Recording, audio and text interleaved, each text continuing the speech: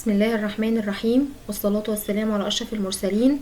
اللهم صل وسلم وبارك عليك يا حبيبي يا رسول الله. أهلا بيكم بريب 1. وحشتوني جدا جدا جدا. إن شاء الله هنحل مع بعض النهاردة ليسون 1 في مادة الاي سي تي من كتاب المعاصر. الدرس حلو قوي، معلومات عامة. أصلا كلنا عارفين الذكاء الاصطناعي، كلنا يعني شغالين في الموضوع ده. يعني كل واحد بيلاقي حاجة عن الذكاء الاصطناعي او الارتفيشال انتليجنس بيروح يبص عليه ويشوف ايه اخر التطورات يعني.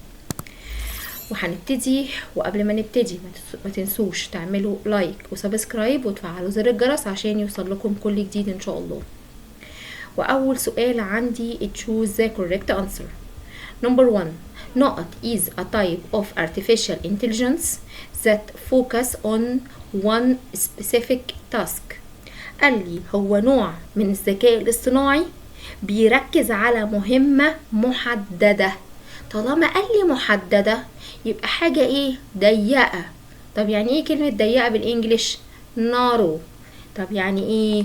يبقى هقول له على طول narrow AI. يعني ايه narrow AI؟ الذكاء الاصطناعي الضيق. ونشوف مع بعض نمبر 2. Not use artificial intelligence to make the game more fun and challenging. قال لي بستخدم الذكاء الاصطناعي عشان اجعل اللعبة اكتر متعة وكمان تبقى فيها تحدي اكتر. طيب ده هو قال لي لعب، يبقى انا هختار ايه؟ من اسمها كده هنختار سمارت كارز السيارات الذكية، ولا هختار سمارت جيمز؟ من قبل ما اكمل طبعا هختار سمارت جيمز. يعني ايه سمارت جيمز؟ الالعاب الذكية. نمبر 3. Which of the following is an application of AI in daily life؟ قال لي يعني انا عندي كذا، جايب لي كذا ابلكيشن. يعني ايه ابلكيشن؟ تطبيقات من بتاعت مين؟ الاي اي، الذكاء الاصطناعي، بستخدمها في حياتي اليوميه. انهي واحده في دول بستخدمها في حياتي اليوميه؟ اكيد طالما قال لي اي اي يبقى انا بتكلم على السمارت كارز. اشمعنى يا ميس السمارت كارز؟ يعني ايه سمارت كارز؟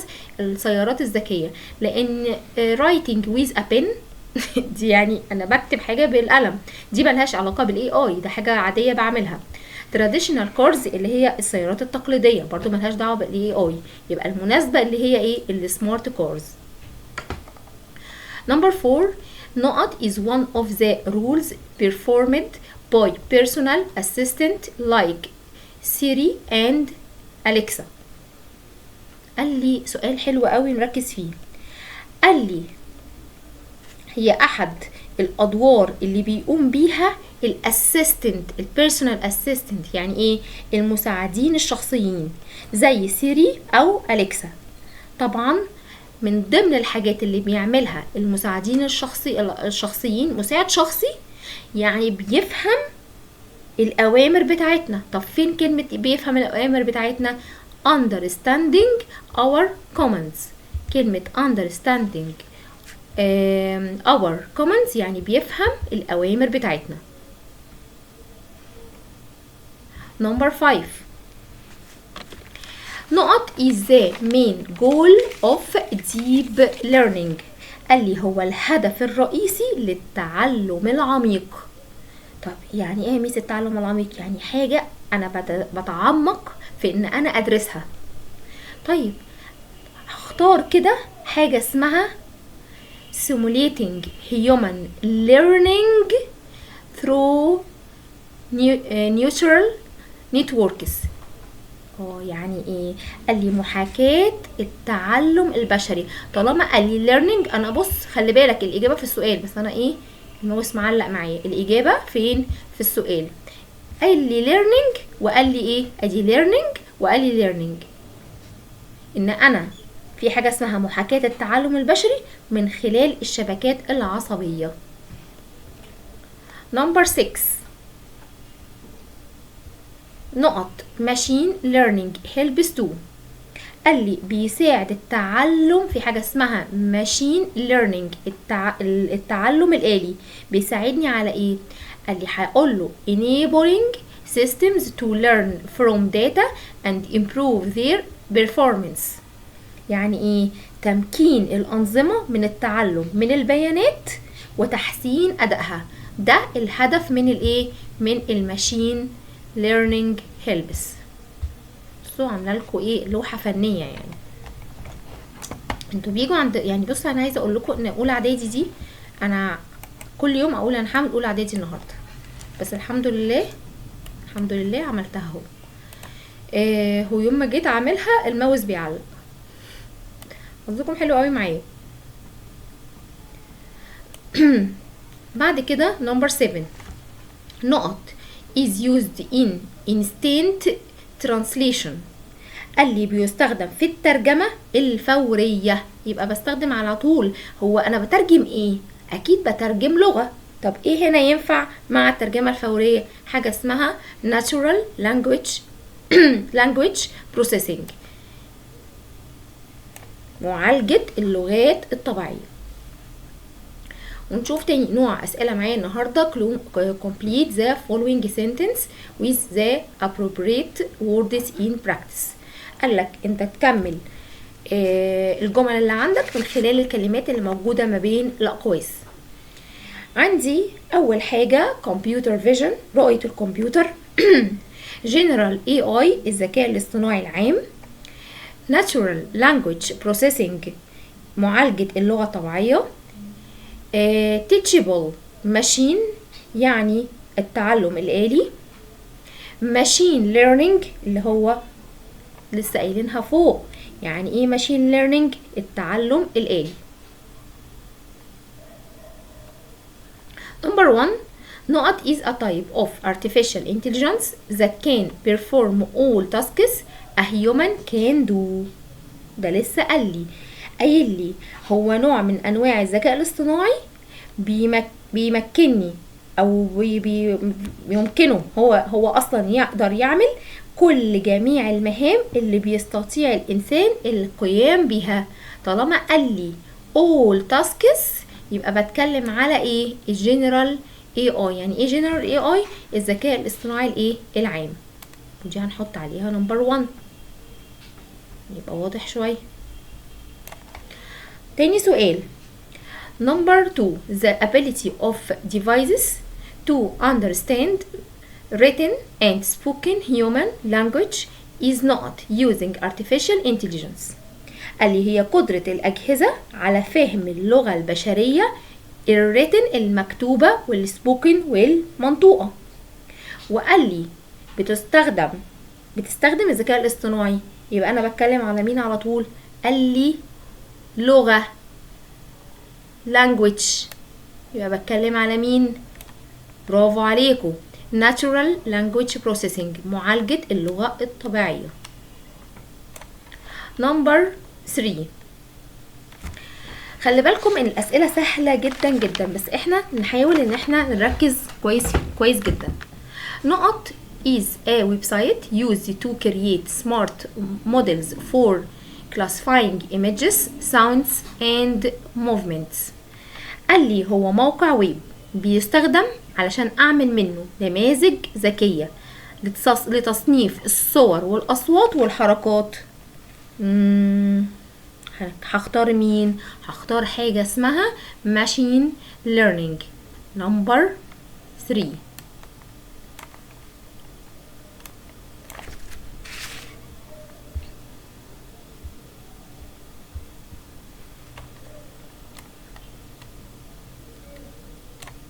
استنوا عشان ايه. نمبر 4 the technology that helps artificial intelligence recognize and analyze images is. قال لي التكنولوجيا اللي بتساعد الذكاء الاصطناعي على التعرف على الصور وتحليلها. يبقى بتكلم على مين؟ بتكلم على حاجة اسمها رؤية الكمبيوتر. ايه رؤية الكمبيوتر؟ اللي هي فين؟ اهي كمبيوتر فيجن. يعني ايه كمبيوتر فيجن؟ رؤية الكمبيوتر، ودي هديها رقم 4. Number 5 a technology that makes artificial intelligence learn from mistakes to improve its performance is. قال لي التكنولوجيا اللي بتخلي الذكاء الاصطناعي يتعلم من الأخطاء لتحسين أدائه. يبقى طبعا بتكلم على ايه؟ بتكلم على التيتشابل ماشين. نمبر 5. نشوف بعد كده true or false. Number 1. An AI model can be trained using images directly from the camera. قال لي ان انا ممكن ادرب نموذج للذكاء الاصطناعي باستخدام الصورة مباشرة من الكاميرا. طبعا هقول له true. Number 2. Machine learning enables AI. لسه قايلين التعلم الآلي بيسمح أو بيدي للذكاء الاصطناعي to learn from mistakes and improve performance. طبعا هقول له ايه؟ طبعا هقول له صح. ايه معنى السؤال؟ معنى السؤال ان التعلم الآلي بيتيح للذكاء الاصطناعي ان هو يتعلم من الأخطاء وكمان يحسن الأداء. Number 3. Smart robots cannot work in environments that are dangerous to humans. قال لي الذكاء الاصطناعي الروبوتات الذكية ما بتقدرش ان هي تشتغل في بيئات تشكل خطر على البشر. طبعا هقول له false. بتشتغل في اي environment. Number 4. General artificial intelligence is able to learn and adapt to new situation like humans. قال لك الذكاء الاصطناعي العام قادر على التعلم والتكيف مع المواقف الجديدة مثل البشر. طبعا هقول له true. Number 5. Artificial intelligence can be used in analyzing data to improve online shopping. طبعا سؤال حلو قوي. قال لي ممكن الذكاء الاصطناعي ان انا استخدمه في تحليل analyzing data، تحليل البيانات علشان احسن التسوق عبر الانترنت. طبعا هقول له true. Number 6. Super AI focus on one task. ده سؤال سهل قوي. قال لي الذكاء الاصطناعي الفائق، كلمة super AI يعني super artificial intelligence، يعني ايه؟ الذكاء الاصطناعي الفائق بيركز على مهمة واحدة فقط. طبعا هقول له false. ده انا بقول عليه ايه؟ سوبر. ده الفلوس المعوقة دي. Number 7. Personal assistants like Siri rely on artificial intelligence to understand our commands. طبعا صح. اللي بيعتمد المساعدين الشخصيين زي سيري على الذكاء الاصطناعي علشان يفهموا أوامرنا. طبعا هقول له true. ونشوف students box exercise. both true or false. Number 1. Artificial intelligence is only used in the video game industry. قال لي انا ممكن استخدم الذكاء الاصطناعي فقط في صناعة العاب الفيديو. طبعا فولس. ده انا بستخدم الارتفيشال انتليجنس في حاجات كتيرة جدا. Number 2. Artificial intelligence can help doctors diagnose disease. يعني ايه؟ قال لي الذكاء الاصطناعي ممكن يساعد الاطباء في تشخيص الامراض. طبعا هقول له true. Number 3. Self-driving cars depend entirely on artificial intelligence. قال لي السيارات ذاتية القيادة بتعتمد على الذكاء الاصطناعي كليا. طبعا هقول له true. Number 4. Artificial intelligence can learn new things slowly. قال لي ممكن للذكاء الاصطناعي ان هو يتعلم اشياء جديدة بس ببطء. طبعا هقول له false. بالعكس quickly، بسرعة. Number 5. Artificial intelligence is a science of computer science. قال لي الذكاء الاصطناعي ده عبارة عن علم من علوم الكمبيوتر. طبعا هقول له true. Number 6. For artificial intelligence to become intelligent, it needs small amounts of information. قال لي علشان الذكاء الاصطناعي يصبح ذكي فهو بيحتاج كمية صغيرة من المعلومات. طبعا هقول له ايه؟ هقول له false. بالعكس، ده انا المفروض ان انا اديله معلومات كتيرة جدا عشان يقدر ان هو يبقى ايه؟ يبقى ذكي. Number 7. Artificial intelligence is only one type. قال لي الذكاء الاصطناعي هو نوع واحد فقط. طبعا هقول له false. ده في انواع كتيرة جدا من الذكاء الاصطناعي. Number 8. Narrow artificial intelligence can perform any tasks that a human can perform. حلو قوي السؤال وكرر بس بطريقة مختلفة. قال لي الذكاء الاصطناعي الضيق هو قادر ان هو يعمل اداء او يؤدي اي مهمة يستطيع الانسان القيام بها. طبعا هقول له false. ليه؟ لان انا بقول لك ايه؟ narrow يعني ايه؟ محدود، ضيق. مش كل حاجة يقدر يعملها الانسان يقدر يعملها narrow artificial intelligence. نشوف مع بعض number 9. General artificial intelligence is more advanced. يعني ايه؟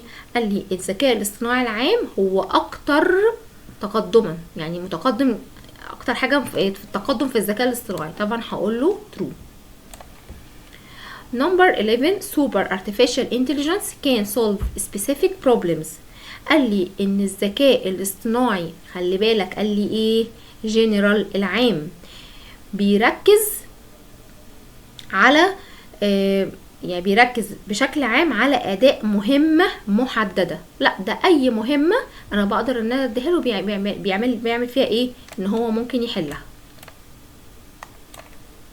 Number 11. Super artificial intelligence. الذكاء الاصطناعي ماله؟ سوبر الفائق. قال لي can solve specific problems. برضو نفس الإجابة. هقول له غلط. ليه؟ لأن هو بيقول لي الذكاء الاصطناعي الفائق قادر على حل مشاكل محددة، مش أي مشكلة يعني. هقول له طبعا false.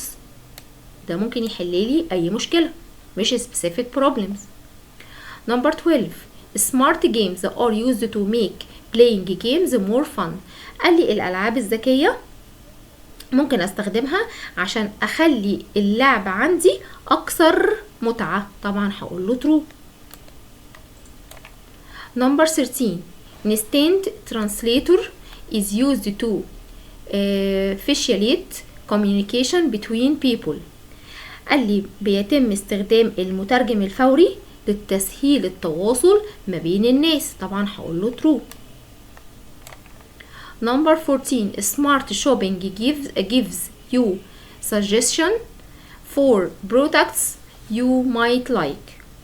قال لي التسوق الذكي بيقدم لك اقتراحات للمنتجات اللي انت عايز او اللي انت عجبتك اساسا. طبعا هقول له true. Number 15. Natural language processing is like a machine language translator. سؤال حلو قوي. قال لي معالجة اللغة الطبيعية بيشبه مترجم اللغة الآلية. طبعا هقول له true. Number 16. Robots are very good at doing a lot of things with great accuracy. طبعا هقول له true. يعني ايه السؤال؟